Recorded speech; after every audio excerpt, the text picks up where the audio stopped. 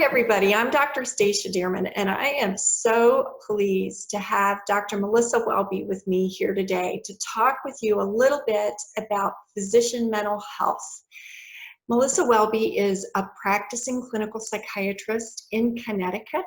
She is also a writer and a top voice on LinkedIn, thanks to the popularity of her blog posts, which you can find at her website, www.drmelissawelby.com. So Melissa, I am so grateful to have you here. I'm looking very forward to hearing what you have to share with us. We talked quite a bit about anxiety and self-management under stress. And given that right now we are in the midst of the COVID-19 pandemic, I think this is a topic worth exploring. But I also think really for the long haul, anxiety and strategies for managing ourselves under stress are useful themes for people who are in the midst of recovering after hard outcomes or in the midst of malpractice litigation. I know I felt a lot of anxiety in the midst of all of that. So I'm looking forward to talking about that a little bit with you. Great. Hi, everybody. I'm so glad to be here. Unfortunately, anxiety is not just going to be relevant during COVID. This is something that is part of life. There are times when the stressors sort of overwhelm our ability to manage them. And we have a reaction, sometimes an anxious reaction, we're stressed out. That's a normal reaction to a stressful situation. Right? We may feel anxious because we ought to feel anxious. And so I think that when people say anxiety, some people have a reaction in terms of pathologizing it. So that means I have anxiety or an anxiety disorder. And sometimes people do, and sometimes they're anxious because of a situation. The question becomes, what do you do about it? And how do you manage it so that if it is not an anxiety disorder, that it is managed in a way to move forward, to move past it, to, gain the skills that help tolerate the anxiety and sit with it so that it isn't something that becomes a permanent state. Yeah, doesn't become so disabling. Right. I really think, as I'm listening to you talk about the fact that these stressors are always with us and that anxiety is a normal thing, I'm sitting here reflecting on the fact that I think our culture in medicine as a professional community often leaves us feeling like we shouldn't feel anxious, right? Like it is wrong, and we end up feeling sort of ashamed of feeling that normal feeling when we're under stress. Absolutely. It is. I feel like we are taught, probably some in med school, but I don't know, it's been so long, I can't remember, but certainly in residency, any human emotions like fatigue, it is not generally nurtured, right? It's not like, oh, of course you're tired. You should go to bed. It's There's a solution to that. It's called sleep. Right. It makes too much sense, So I think, all of the human emotions, we're sort of taught like that's weak. If you handled it better, you wouldn't be feeling like that. So you certainly better not admit that to anybody. Certainly some programs are a bit more malignant than others, but I do think in medicine, for one, it attracts people that are used to being in control. Mm-hmm. Right? So we are used to sort of putting our mind to something and going there. Anxiety, depression, all of these sort of feeling states can be very out of control feeling. And when we're not in control, many of us feel weak or defective, or, you know, like this, somebody who is stronger would not feel this way. And so it becomes, you know, a huge barrier to asking for help. Yeah. We become self-critical about the fact that we feel what we feel. Right. Yeah. Yeah. I think it's really important for, you know, people to understand it's a normal feeling. It's a healthy feeling in a lot of ways. If we weren't anxious when we needed to be, we might not react in the way, you know, that we need to. So, you know, it is a survival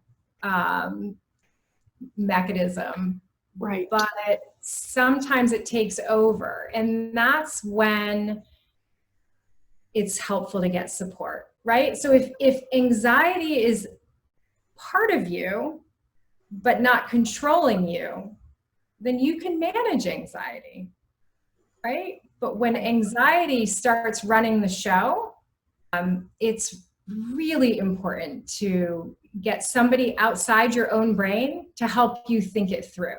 And it doesn't mean that everyone needs medication, but a lot of times just having somebody else to talk to about it can make it sort of make sense. You know, sometimes medicine is helpful, but that's more anxiety disorder versus a processing of an event or a situation. Is it common that anxiety that is not addressed early is what then morphs into more of a pattern that becomes an anxiety disorder? Or is it more common that anxiety disorders just sort of spring up fully formed, or are there both of those things? Right, I would say all of the above. Okay. You know, there is anxiety that, you know, it is has nothing to do with the situation. It is just in you, and it often runs in families, right? You know, oh, my mom is like that, or my grandmother, my grandfather. And then you can imagine if I was already somebody struggling with anxiety, and then I had a situational event. So maybe I had coping strategies for my anxiety. It wasn't so bad that I couldn't function, right? I ran, you know, whatever the coping strategies I use, but then I'm presented with a stressor, you know, something that is beyond my normal stressors. And then my coping strategies are overwhelmed. And so the danger becomes, like, even for people that don't have underlying anxiety and are faced with a stressor that they feel a lot of anxiety around, what is the coping strategy? And so if the coping strategy becomes sort of solving by avoiding, solving by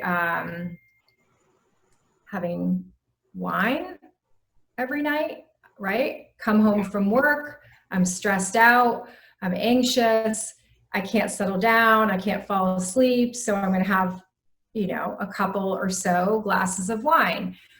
Down the road, then what does that do, right? You've created a pattern where something outside yourself is solving the problem versus, you know, either talking it out, doing mindfulness, grounding techniques, you know, all the things, exercise, the things that help you feel strong versus the things that kind of sabotage you, right? If I need something like alcohol to calm me down, or food, then the message is I can't calm myself down. And so therefore I always have to have alcohol or food.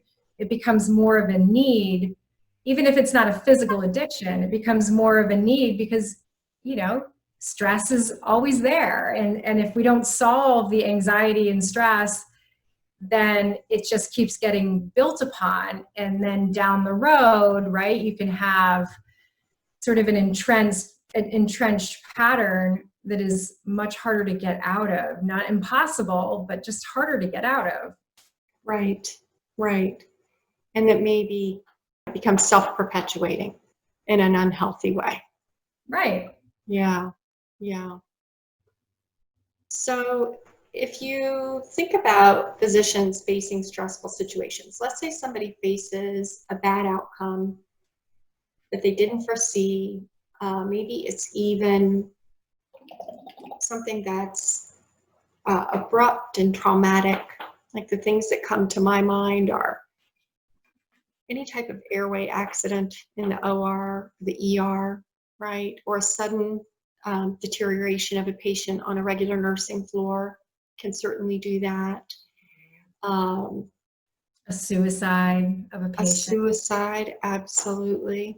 Or we discharge someone home thinking they're going to be stable at home and they deteriorate abruptly at home or die at home, something like that. Where people have that sort of abrupt change. I think anxiety is a very normal piece of the response to that, right? The literature shows that. My personal experience tells me that it comes packed with a lot of fear and anger and anxiety, as well as all kinds of other things. Mm-hmm. Where do you suggest that people begin to sort of crack open that anxiety and begin to manage themselves? And at what point ought they to be seeking some outside support? Mm-hmm. So I think that if we were better at admitting our feelings as physicians, sort of admitting our reaction to a very stressful and upsetting and traumatic experience, right? A huge loss. Sort of talking with your colleagues about it, debriefing. It doesn't have to be, an ongoing check-in, but I think that they're in the moment or in that same, initial experience, having a brief debriefing can be really healing because it normalizes it, it gets it out, and it's I think it just keeping it festering in our heads is not helpful. Sometimes it's hard to talk to family unless they're in medicine. You wouldn't necessarily get the same support of like kind of the peer, I get it, the validation. And so I just think reaching out to your colleagues and in those sort of more immediate times can be really vital. Moving forward, some people when they experience, something traumatic, they have this heightened sense of, sort of these PTSD-like symptoms after it, where, they want to avoid certain situations, they're triggered, they're re-experiencing it, they're replaying it, they're dreaming about it, it's really kind of dominating their psyche for a little while. But actually, that's normal too. That's part of the processing and the moving through it. I think that what's hard is when we get stuck in avoidance, when it becomes like, I can't do this because that will trigger a memory of this, then, whenever we start making rules about what we can and cannot do, whatever our freedom is sort of limited by an event, then I think that's a red flag where I'd like people to be like, wait a minute. This was a traumatic event. This was horrible what just happened, but I can move through this and get the support to tolerate the feelings, to not avoid the triggers. There's a normal recovery. So maybe it's a few days, maybe it's even a few months, but traumatic events don't necessarily continue to move on to PTSD, right? So it's the anxiety around the situation that people are really re-experiencing for a long time, but it doesn't dominate them. PTSD is ongoing beyond 3 months, or two people that experience the same thing have vastly different outcomes sometimes in terms of their experiencing of it, their processing of it, their, long-term reliving it. And so,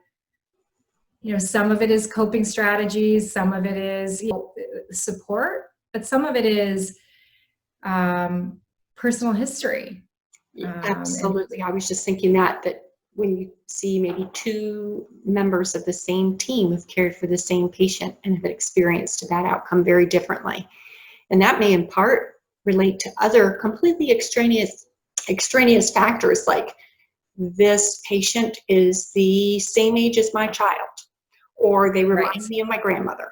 Something like that can really throw people for a loop, I think. So, absolutely.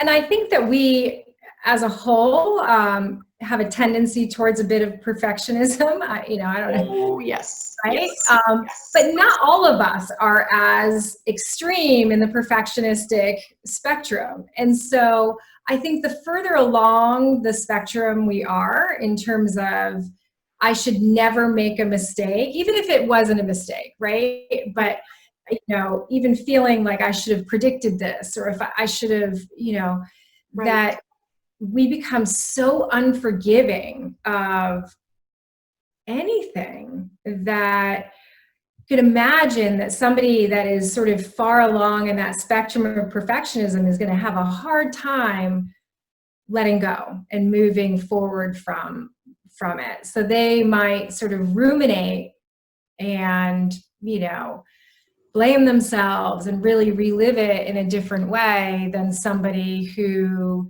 can put it in a perspective differently. And then to add to it, if you have a history of trauma, okay, so say you've had adverse childhood experiences, right? Domestic violence, parents who were alcoholics. Sometimes the more trauma we've experienced historically, it's sort of additive, especially if we haven't really processed it. And so, somebody who has been through a lot of different things might be more vulnerable to kind of experiencing the traumatic effect of the event in an ongoing way. And I would encourage, if that was, you, not necessarily you, but you as a physician, to get support earlier, knowing that you're, somebody that, really may need to process this at a deeper level, versus just reaching out to your colleague as, a drive-by conversation. I also think about the fact that other factors can get in our way. So if an outcome is such that people fear there may be litigation, and sometimes it's years before that litigation is filed, but they, in the back of their minds, they fear this is a case that could go down that path. I think people often have fears, somewhat legitimate, about talking with their colleagues about what happened. I think it's worth clarifying for people that discussing the details of the medical decision making is probably something you want to do in a thoughtful way, whether it's in a protected environment like a root cause analysis or M&M, or speaking one-on-one with your boss. But talking about your feelings is something that you can do freely, right? Now, you want to find people you trust. I'm reminded of Brene Brown, who says that the cure for shame is to tell your story to someone who's earned the right to hear it. I think that earned the right to hear it is probably an important half of the recipe, right? Finding a person who really, really is trustworthy. And if you tell it to someone and they don't know how to hear it, then you've got to try again. I think sometimes physicians have their own clinical traumas and they just don't know how to respond to someone who comes to them for support. And it's absolutely. I think their own experience yet. Right. And I think medical culture, again, culture, at least in the United States, among physicians, is that somehow we should be able to shake these things off, right? Mhm. As soon as they happen, surgical complications, whatever, just shake it off. And so maybe you try to share how you're really feeling. And the person on the receiving end may be a person who believes you should be able to shake it off, and you end up feeling more ashamed rather than less. Wow. Just Absolutely. know it's not you. It's not you. And of course, we don't know 100% how somebody's going to react, but somebody that we've seen, that maybe they've been willing to share emotions, right? Maybe they Mhm. have been open about how they feel. Well, that's going to be a very good person to say, like, God, I'm really having a hard time with what happened today. Could we like check in for 5 minutes, 10 minutes, Yes. All right. Well, I just want to thank you for taking the time to talk with me today and to share your insights and knowledge, Melissa. I just want to remind everybody that you can find Melissa's work, her writing, at her own website, drmelissawelby.com. You can find her and me, for that matter, on LinkedIn and other social media. Please feel free to reach out with any questions that have come up, and I will relay them to her. That's great. And, I thank you for this opportunity to talk about these really essential, areas of our lives. A lot of them are normal human emotions. And, when we're experiencing, unbelievable stress, it's just important to know it's normal, right? And it's okay to ask for help. And physicians need to hear that. So thank you so much for all of the work that you're doing and Mm. making it okay to talk about it and helping, sort of pave the way for physicians who are going through unbelievable stressors with litigation and malpractice. You're really letting them know it's okay, it's normal, and you know all of these people, I've been through it, right? It's not Yeah, coded in shame. So yeah, it's so valuable that you're sort of holding that beacon of light for some people, to see, to navigate and to say, and you're reminding them it's okay to ask for help. This is a yeah. normal response to an abnormal situation. And sometimes we need help. So thank you so much for the work that you're doing. And Thank you. Thank you. It comes from the heart.